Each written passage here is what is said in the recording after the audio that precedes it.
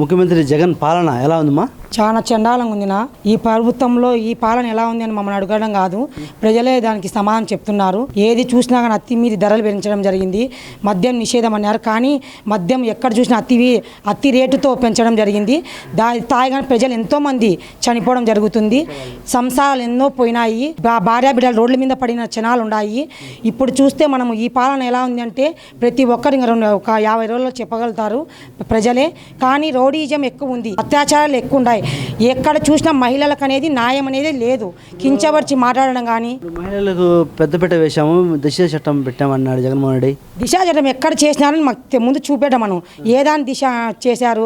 ఒక మహిళకు అన్యాయం జరిగితే విజయవాడలో ఒక మహిళను అత్యాచారం చేస్తే దాన్ని పట్టించుకున్న నాదులు లేరు. ఈరోజు దిశ చట్టం ఎక్కడుంది చూపెట్టమను. ఫస్ట్ వాళ్ళు ఎంతమంది న్యాయం చేసినారో చెప్పమనండి. దిశ చట్టం లేదు లేదు కానీ చెప్పుకుంటా పోతాంటాడు. ఏ దాని పనికిరాదు. రౌడీజం తప్పక ఏది లేదు. ఈ కడప నగరంలో కూడా చూస్తున్నాము. ఈ నడమ రౌడీజం ఎక్కువైంది. వాళ్ళు ఈ బెదిరియాలు ఇళ్ళ మీదకి వస్తా అనడము, అది ఎంతవరకు న్యాయమని మేము అడుగుతున్నాము. కొద్ది రోజులు టైం ఉంది, ఆ టైం తర్వాత మేము ఏంటో మేము చూపెడతామని చెప్తున్నాము. ఇప్పుడు కడపలో ఒక మహిళకు అసెంబ్లీ టికెట్ టీడీపీ తరఫున ఇవ్వడం జరిగింది. దీనిపై మీ అభిప్రాయం అమ్మా? మహిళకి ఇచ్చారన్నా మేము ఖచ్చితంగా మనం గెలిపించుకుంటాము. కానీ ఆ మహిళను కూడా వీళ్ళు అంజద్ భాష వాళ్ళు ఎంతో వాళ్ళ తమ్ముడు కించవర్చి మాట్లాడడం జరుగుతుంది. ఇది మంచిది కాదు. సంసారం సభ్యత లేని కుటుంబం వాళ్ళది అనుకుంటున్నాను నేను. ఒక మహిళను అంటే మనము ఎట్లా అని ఆలోచించాలి. వాళ్ళ ఇంట్లో అక్క చెల్లెలేరా, అమ్మ అక్క లేరా అని అడుగుతున్నా. ఒక్కటి అన్నే ముందు నోరు ఎట్లా జాగ్రత్త అని అడుగుతున్నా. తిట్టినా సారీ చెప్పాలా? సారీ చెప్పకుండా మేము అనేది అంతే అంటావా? అదే మేమంటే నువ్వు గమ్మని ఉంటావా? మేము మచ్చు కౌంటింగ్ ఇస్తామంటే దానికి మళ్ళీ సమాధానం చెప్తా అంటున్నారు. మీరు ప్రతి ఒక్కటి ఆలోచిస్తారు. ప్రజలు ఏమి గెలుపు ఓటమి మనది కాదు, ప్రజలు నిర్ణయిస్తారు. ముఖ్యమంత్రి పోతారు వస్తారు, ఎమ్మెల్యే అభ్యర్థి నువ్వే అని ఏమైనా రాసి పెట్టుకున్నావా? నీకు ఖచ్చితంగా సమాధానం చెప్తారు. మా మాధవి రెడ్డి మేడం కానీ అక్క కానీ మేము గెలిపించుకుంటాం కడప నగరంలో అఖండ మెజారిటీతో. ఆమె ఏంటో మేము చూపెడతామని చెప్తున్నాము. రాష్ట్రం బాగుపడాలంటే ఎవరు ముఖ్యమంత్రి కావాలి? రాష్ట్రం బాగుందంటే మన చంద్రబాబు నాయుడు సారే రావాలా. ఆయన తెలిసిన అసలు ఆయనలో ఈయన ఎంత అని అడుగుతున్నా. ఆయన ప్రతి ఒక్కటి ఆలోచించి చేస్తాడు. ఆయన 14 ఏళ్ళు పాలించిన చంద్రబాబు నాయుడు గారు ఆయన ఏదైనా ఆచి చూచి ఆలోచిస్తాడు. మాకే చెప్పడం జరిగింది కార్యకర్తలకు కానీ ఎవరికైనా ఏదైనా సభ్యత సంస్కారము అంతే. మేము నోరు దుడుకులేదు. మాకు ఏదైనా కరెక్ట్ మాడతాం, కరెక్ట్ అనిపించుకుంటాము. ఫస్ట్ మన రాష్ట్రం బాగుండాలంటే మన చంద్రబాబు నాయుడు గారు ముఖ్యమంత్రి రావాలి.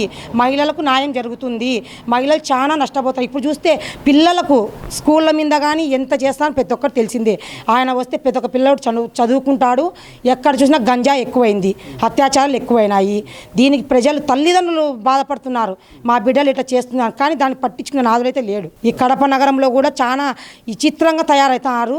మేము ఖచ్చితంగా సమాధానం తెలియజేస్తాం. మా మేడంని మాధవి రెడ్డి మేడం కానీ గెలిపించుకొని మేము చూపెడతాము. జగన్ పాలన జనాలకే తెలుసు. మనకన్నా అభివృద్ధి అన్నారు. ఉన్న ఇళ్ళన్నీ కూలిపోయినాయి. ఎక్కడెక్కడికో అందరూ ఆ ఇళ్ళన్నీ పోగొట్టడంతో ఆ సామాన్లన్నీ తీసుకొని దూర ప్రాంతాలకు పోయి ఎక్కడెక్కడో నివాసం ఉంటున్నారు.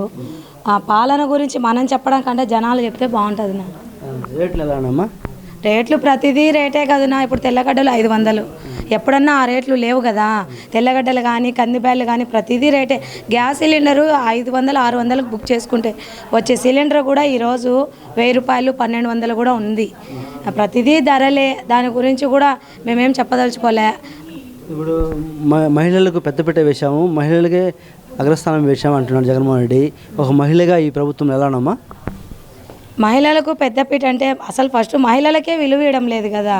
విలువ ఇస్తే మహిళలను ప్రిఫరెన్స్ ఇచ్చినట్టే.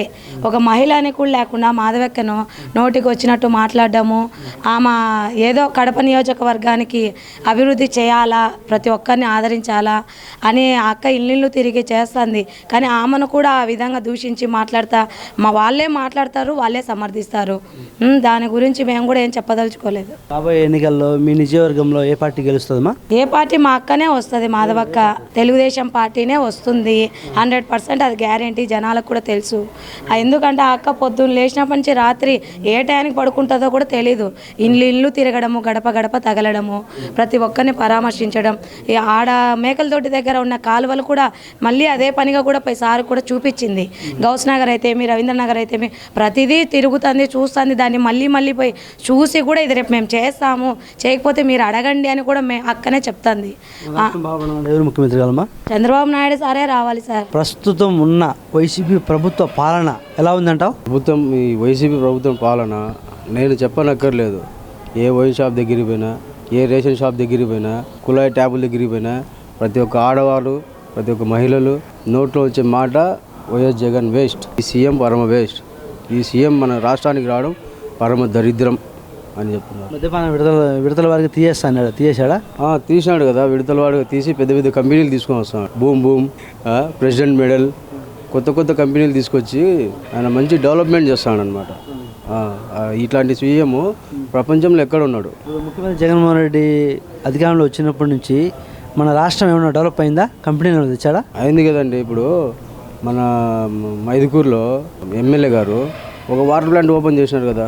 పెద్ద పెద్ద సంస్థలే తీసుకొని వస్తున్నారు, చిన్న చిన్నవి కాదు వీళ్ళు తెచ్చేది. వాటర్ ప్లాంట్లు కటింగ్ షాపులు పెద్ద పెద్దవి అన్నీ ఓపెనింగ్ చేసేది. ఫ్యాక్టరీ చేయాలి కదా, వాళ్ళకు సమకూర్చితే 2 మాటలు శంకుస్థాపన అయింది, ఇంకొకటి శంకుస్థాపన అయిపోయి ఆడికి లాస్ట్ అయిపోతుంది. ఏం కట్టేది ఏమి ఉండదు, ఓ టైంపాస్కి అంతే. వాళ్ళు టెంకాయ కొట్టి దానికి పూజ చేసి అంతే, ఇంకా అయిపోయిందిలే అని మబ్బి పెట్టేదానికి జనాల్లో. మీ నియోజకవర్గంలో, కడప నియోజకవర్గంలో టీడీపీ పార్టీ తరఫున ఒక మహిళకు ఎమ్మెల్యే టికెట్ ఇచ్చారు. దీనిపై నీ అభిప్రాయం? నా అభిప్రాయం ఏంటంటే వాళ్ళకి ఇవ్వడం చాలా గర్వకారణము. ఆమె ఒక లేడీస్ సింగం. ఈ సింగం వచ్చిన నుంచి ప్రతి ఒక్కరి మనసులో ఆనందంగా వాళ్ళంతా స్వచ్ఛంగా వచ్చి పార్టీలో జాయిన్ అయ్యి ఆమెకు ఎంతో మద్దతు తెలుపుతున్నారు.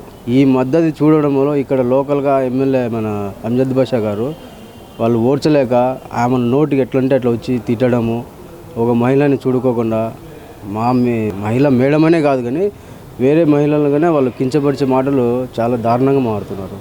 వాళ్ళ డిప్యూటీ సీఎం కానీ వాళ్ళ తమ్ముడు అహ్మద్ బాషా కానీ వాళ్ళ మాటలు చూస్తే ఏదో వీళ్ళు రాజులు, ఇంకా వీళ్ళ చేతిలోనే మొత్తం పరిపాలన అన్నట్టు, మేమందరం బానిసలం, ఇక్కడ కడపలో ఉన్న ప్రజలందరం బానిసలం వీళ్ళ కింద అనేటట్టు వాళ్ళ మనసులో ఉంది.